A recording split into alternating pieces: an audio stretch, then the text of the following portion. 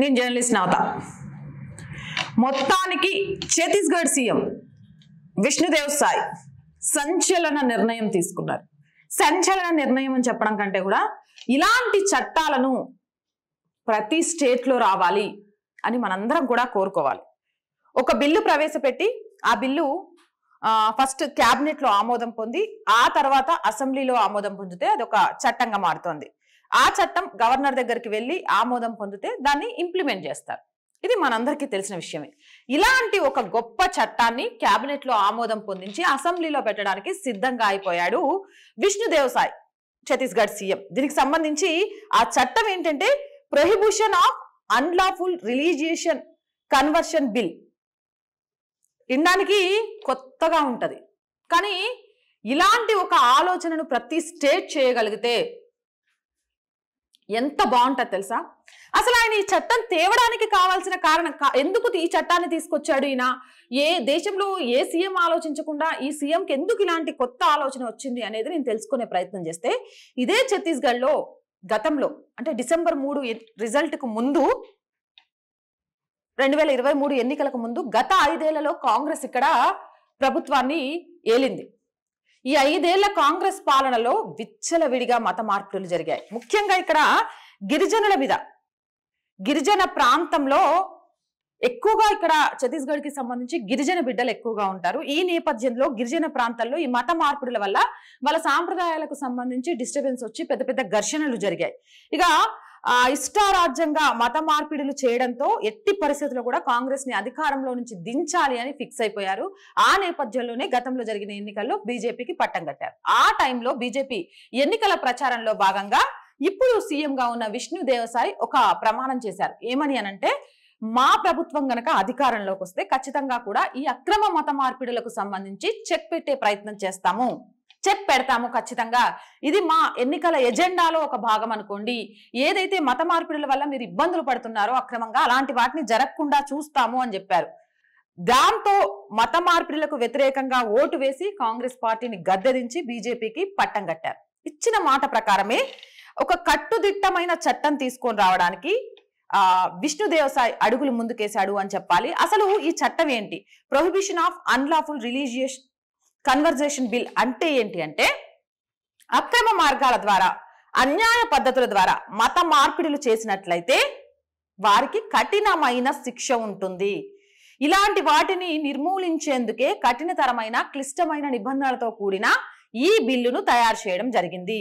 ఈ బిల్లు గనక చట్టంగా మారితే అక్రమంగా మత మార్పిడులు చేయడం, లేకపోతే పైసా ఆశ చూపించి మత మార్పిడులు చేయడం, ప్రేమించి ఆడపిల్లను ప్రెగ్నెన్సీని చేసి నువ్వు నా మతంలోకి మారితేనే పెళ్లి చేసుకుంటా అనడం, అయ్యో మీ ఆరోగ్యం బాలేదా, మా దగ్గరకు వస్తే మీ ఆరోగ్య సమస్యలన్నీ పోతాయి అని మత మార్పిడులు చేయడం, అయ్యో ఆర్థికంగా చితికిపోయారా, మీరు అంతమందిని నమ్మకండి, మేము చెప్పిన వాళ్ళని నమ్మండి, మీ ఆర్థికంగా చితికిపోయే దాని నుంచి బయటపడతారని చెప్పేసి ఇలాంటి కొంత భ్రమలు కల్పించి ఎవరైతే మత మార్పిడులు చేస్తున్నారో వాళ్లకు కేల్కతం దుకాన్ బంద్, అంత మడత సర్దుకొని ఛత్తీస్గఢ్ నుంచి బయటికి రావాల్సి వస్తుంది, లేకపోతే కటకటాల్లో మగ్గి సావాల్సి వస్తుంది.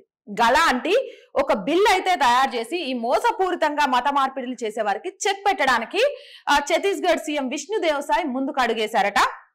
దీని మీద జిల్లా మెజిస్ట్రేట్ దీనికి సంబంధించిన పూర్తి బాధ్యతలను తీసుకుంటుందట. మత మార్పిడి చేస్తున్న వ్యక్తి, ఒక వ్యక్తి మత మార్పిడి చేయాలనుకుంటున్నాడు ఎదుటి వ్యక్తిని అనుకునే టైంలో, నా పేరు ఇది, నేను పలానా మతానికి సంబంధించిన వాడిని, నేను నా మతంలోకి తనను మార్చాలి అనుకుంటున్నాను అని చెప్పి 60 రోజులకు ముందే తన పూర్తి వివరాలు, తను ఎక్కడుంటాడు, ఏంటి, తన అడ్రస్ ఏంటి, తను చేస్తున్న బిజినెస్ ఏంటి, తను చేస్తున్న వృత్తి ఏంటి, తను ఇలాంటి మత మార్పిడులు ఎందుకు చేస్తున్నాడు ఏంటి, ఇవన్నిటికి సంబంధించిన ఒక ఫామ్ నింపి 60 రోజుల ముందు తీసుకెళ్లి జిల్లా కలెక్టర్కి అందించాలి.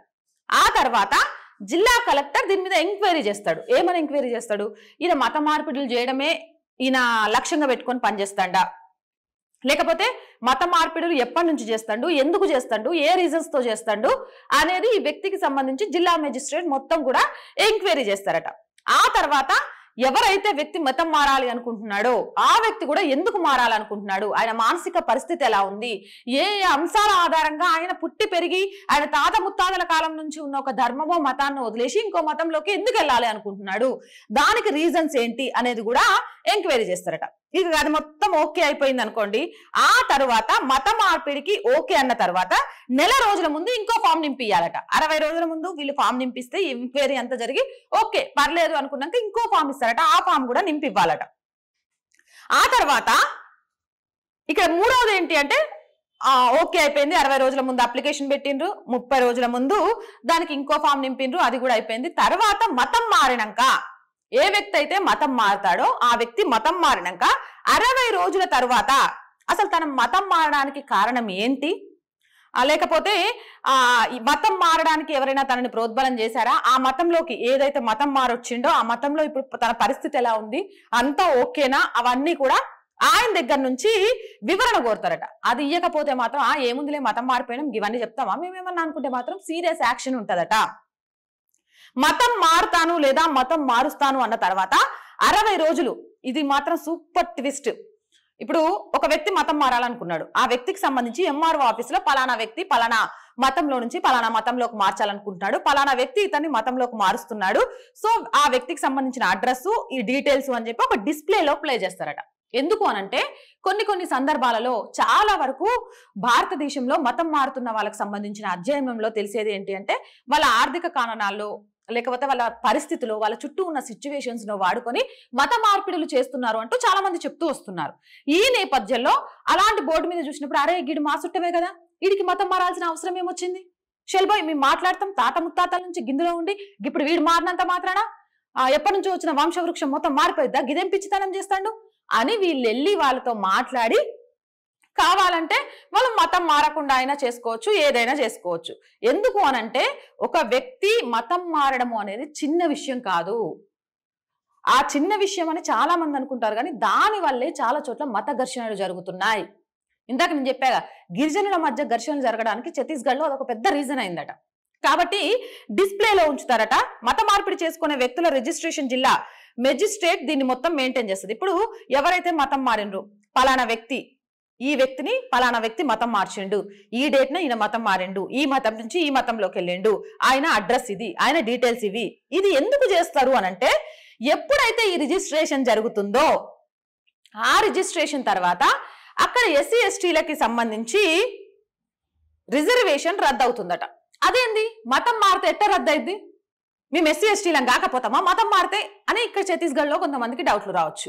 అయితే దానికి కూడా వాళ్ళు చాలా క్లియర్ గా ఎక్స్ప్లెనేషన్ ఇచ్చారట. ఏంటి అనంటే ఎస్సీ ఎస్టీ రిజర్వేషన్ అనేది హిందూ మతంలో వీళ్ళు విచక్షణకు గురవుతున్నారు, వివక్షకు గురవుతున్నారు అనే కారణంతో హిందూ ధర్మానికి సంబంధించి మమ్మల్ని విచక్షణకు గురి చేశారు, మేము వెనుకబడ్డ వాళ్ళం, మమ్మల్ని వివక్షకు గురి చేశారు అనే కారణాల వల్ల వీళ్ళని సమాజంలోకి ముందుకు తీసుకురావాలి, వీళ్ళకంటూ రిజర్వేషన్ ఇచ్చి అని చెప్పేసి ఏదైతే రిజర్వేషన్ ఉందో దాన్ని తీసుకొచ్చారు. కానీ ఇప్పుడు వీళ్ళ హిందూ మతంలోనే హిందూ ధర్మంలోనే లేనప్పుడు ఇక వాళ్ళకు వివక్ష ఎక్కడిది?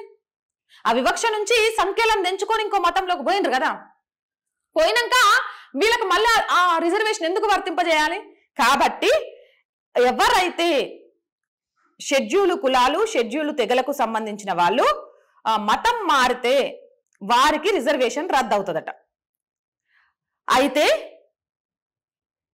మత మార్పిడికి సంబంధించి అభ్యంతరం పెడితే ఇప్పుడు ఎవరైనా ఉన్నారు, సపోజ్ ఒకళ్ళ ఇంట్లో ఉన్నారు, వాళ్ళ నాన్న కుటుంబంతో సహా మతం మారాలనుకున్నాడు, వాళ్ళ కూతురు లేకపోతే వాళ్ళ భార్య వచ్చి లేదండి మా ఆయన్ని బలవంతంగా మతం మార్పిచ్చే ప్రయత్నం చేస్తున్నారు, మాకు మతం మారడం ఇష్టం లేదు అని చెప్తే నాన్ బెయిలబుల్ ఎఫ్ఐఆర్ దాఖలు చేస్తారట. అంటే వాళ్ళకు బెయిల్ రాదు. అలాగే మైనరు మహిళలు ఎస్సీ ఎస్టీలను మోసపూరితంగా మతం మారిస్తే, ఎందుకంటే ఇందాకే చెప్పాం కదా వీళ్ళకి సంబంధించి మహిళలు కానీ చిన్నపిల్లలు కానీ ఎస్సీలు కానీ ఎస్టీలు కానీ వీళ్ళకు సంబంధించి ఎక్కడో ఒక దగ్గర సమాజంలో చిన్న వివక్షత ఉంది, ఆ వివక్షతను కారణంగా చూపించి మతం మార్చే ప్రయత్నాలు చాలా మంది చేస్తున్నారు. కాబట్టి ఇలాంటి వివక్షనో లేకపోతే ఇంకో రీజన్నో లేకపోతే వాళ్ళకు పైసా ఆశో ఇంకోటి ఏదైనా చూపించి మతం మార్పిడి చేసే ప్రయత్నం చేస్తే మాత్రం 3 సంవత్సరాల కఠిన కారాగార శిక్షతో పాటు 25,000 రూపాయల జరిమానా విధిస్తారట.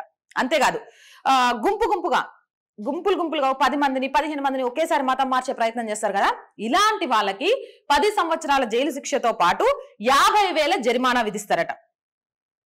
ఇక ఎవరైతే వీళ్ళు చెప్పిన మోసపూరిత మాటలు విని మోసపోతారో, అయ్యో మేము మోసపోయాము, ఈయన మతం మార్పిడి మా మీద ఈ ఏమంటారు ప్రెషర్ తీసుకొచ్చి చేశాడు, మాకు అసలు మతం మారాలన్నది కాదు, మా బ్రెయిన్ వాష్ చేశాడు, ఈయన దుర్మార్గుడు, ఇలాంటివి చాలా చేస్తున్నారని ఎవరైతే మోసపోయిన బాధితులు వచ్చి బయటికి చెప్తారో, చెప్పగానే అవతలోడికి నాన్ బెయిలబుల్తో మతం మార్చడానికి ప్రయత్నం చేసిన వాడికి నాన్ బెయిలబుల్ కేసు, చెప్పా కదా గుంపుగా చేస్తేనేమో 10 సంవత్సరాలు లేదంటే 3 సంవత్సరాలు 25,000 50,000 జరిమానా విధిస్తే, ఎవరైతే మోసపోతారో వాళ్ళకు 5 లక్షల పరిహారం కూడా అందిస్తుందట. ఎందుకు అనంటే మత మార్పిడులకు అడ్డుకట్ట వేయాలి. ఒకవేళ చాలా మంది కొన్ని ఏమంటారు ఆశలకో ప్రోద్బలాలకో వాళ్ళ ఆర్థిక పరిస్థితులకో దేనికో మతం మారినాక చాలా ఫీల్ అవుతూ ఉంటారు, అరే అనవసరంగా మేము ఇందులోకి వచ్చినాము అని. వాళ్ళు ఎవరికి చెప్పుకోలేవారు, తిరిగి వెనక్కి వెళ్ళలేవారు. అలాంటి వాళ్ళని కూడా బందీలను విముక్తుల్ని చేయడానికి వాళ్ళకి హక్కును కల్పిస్తుందట. అలాగే ఇప్పుడు సపోజ్ ఒక వ్యక్తి ఉన్నాడు, ఆ వ్యక్తి వచ్చేసి నన్ను వీళ్ళు బలవంతంగా మతం మార్చిండ్రు, లేకపోతే పలానా వ్యక్తిని వీళ్ళు బలవంతంగా మతం మార్చిండ్రు అని చెప్పింది అనుకో, వీళ్ళేం ప్రూవ్ చేయాల్సిన అవసరం లేదు. కానీ ఎవరైతే వ్యక్తి మతం మార్చిండో, అరే భయ్ నేను బలవంతంగా ఏమి మత మార్పిడి చేయలేదు, వాళ్ళు ఇష్టంగానే చేసినా ఆయన ప్రూవ్ చేసుకోవాలి, వీళ్ళకి అవసరం లేదు. ఇక్కడ ట్విస్ట్ అర్థమైందా? ఎందుకంటే మత మార్పిడి చేయాలనుకునేటోడికి తడిసిపోవాలా, గందుకని సరైన ప్రాపర్ రీజన్ లేకుండా ఇష్టానుసారంగా చేస్తే వాళ్ళకి సుక్కలు కనబడాల. అందుకే ఈ రూల్ తీసుకొచ్చిందట. అతను మాత్రమే ప్రూవ్ చేసుకోవాలి. ఇంకొకటి కూడా దీనికి సంబంధించి ఏంటి అంటే, సపోజ్ ఒక వ్యక్తి మతం మారిన తర్వాత మళ్ళీ తిరిగి తన మతంలోకి రావాలనుకుంటున్నాడు, ఆ మతంలో ఇమ్మడలేకో లేకపోతే అక్కడ ఇచ్చిన మాటలన్నీ అబద్ధాలనో తను మోసపోయానో తెలిస్తే తను రిటర్న్ బ్యాక్ తన మతంలోకి తన ధర్మంలోకి రావడానికి మళ్ళీ ఎంక్వైరీలు ఏముండవు. నేను పలానా మతంలోకి వెళ్ళా, అందులో నుంచి ఇందులోకి వచ్చేస్తున్నాను, ఒక చిన్న లెటర్ సబ్మిట్ చేసి రివర్స్ తన మతంలోకి రావచ్చు. కానీ ఒక్కసారి ఆలోచించండి, ఇది ప్రస్తుతం అయితే క్యాబినెట్ లో ఆమోదం పొందింది, అసెంబ్లీలో దీనికి ఆమోదం తెలిసి చట్టం అవుతే ఎంత కేక్ ఉంటుంది తెలుసా? అన్యాయంగా ఎవరినైనా ఏదో ఒక సాకు చూపించో లేకపోతే చుట్టూ పరిస్థితులను ప్రభావితం చేసే విధంగా మాటలు మాట్లాడో మత మార్పిడి చేయాలి అనుకునేటోడుకు తడిసిపోయి సుక్కలు లెక్క పెడుతూ కటకటాల్లో బతకాలన్న భయం వస్తుంది.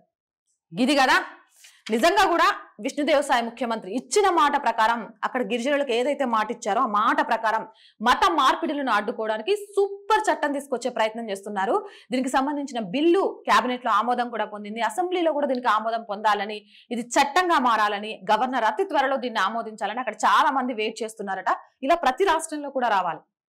మన చుట్టూ ఉన్న పరిస్థితిలో, మన బలహీనతలో, లేకపోతే మనలో ఉన్న ఏదో కొంత సంకోచిత భావమో దాన్ని క్యాష్ చేసుకొని మనం పుట్టి పెరిగి మన తాత ముత్తాతల మత ధర్మం నుంచి మార్చేసి ఆ తర్వాత మళ్ళీ మనం రిటర్న్ బ్యాక్ మన మతంలోకి వెళ్ళడానికి కూడా నలుగురు సమాజం ఏమనుకుంటుందో అని భయపడే వాళ్ళందరికీ ఇలాంటి ఒక చట్టం వస్తే ఖచ్చితంగా కూడా మోసపూరితంగా ఎవరైతే మత మార్పిడులు చేయాలనుకుంటున్నారో వాళ్ళంతా బయటకు వస్తే భారతదేశంలో ఏవైతే ఘర్షణలు జరుగుతున్నాయో వాటన్నిటికీ చెక్ పడుతుంది.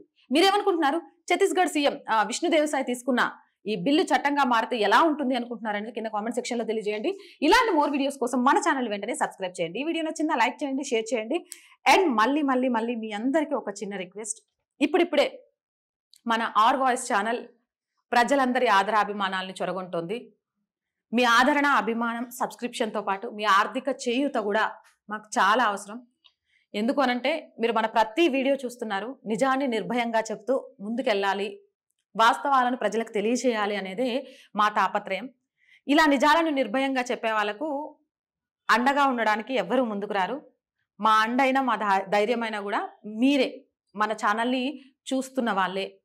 సబ్స్క్రిప్షన్ పెరగాలన్నా, ఆర్థికంగా ఎదగాలన్నా కూడా మీరు చేసే అతి చిన్న సహాయం కూడా మన ఛానల్కి చాలా బలాన్ని ఇస్తుంది.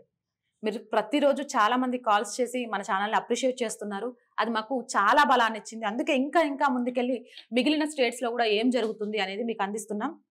ఇంకా వెంటనే అందించాలి అని ఉన్నా కొంత మన దగ్గర ఉన్న టెక్నికల్ సామాన్లు కానివ్వండి, మన దగ్గర ఉన్న ఫెసిలిటీస్ కానీ అంత స్పీడ్గా అందించలేకపోతున్నాం. ఎందుకంటే ఆర్థికంగా అంత బలంగా లేం. కాబట్టి మీరు కొద్దిగా ఆ బలాన్ని మాకు అందిస్తే ఖచ్చితంగా కూడా మనందరి బలం ద్వారా భారతదేశం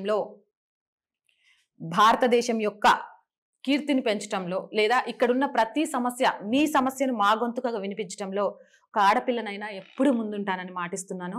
మీ అందరి చేయూత నాకు అందించాలి అంటే సబ్స్క్రిప్షన్ బటన్ పక్కనే జాయిన్ అనే ఆప్షన్ ఉంటుంది. 1 to 5 లెవెల్స్ ఉంటాయి. ఏదో ఒక లెవెల్లో మీరు మాకు సపోర్ట్ చేయండి. లేదా స్క్రీన్ మీద గూగుల్ పే, ఫోన్ పే నెంబర్తో పాటు అకౌంట్ డీటెయిల్స్ కూడా ఉన్నాయి. మీకు తోచిన అతి చిన్న ఆర్థిక సహాయమైన ఖచ్చితంగా కూడా నెక్స్ట్ సండే లైవ్ ద్వారా మీ ముందుకు వచ్చి మీ అందరితో మాట్లాడతాను. చాలా మంది నాకు సపోర్ట్ చేస్తూ వస్తున్నారు, నన్ను ఎంకరేజ్ చేస్తూ వస్తున్నారు. మీ అందరే మన ఛానల్కి, మన కంటెంట్కి మనం ఇస్తున్న వాస్తవాలకు బలం అనే విషయాన్ని మర్చిపోవద్దు అని కోరుకుంటున్నాను. Stay with us.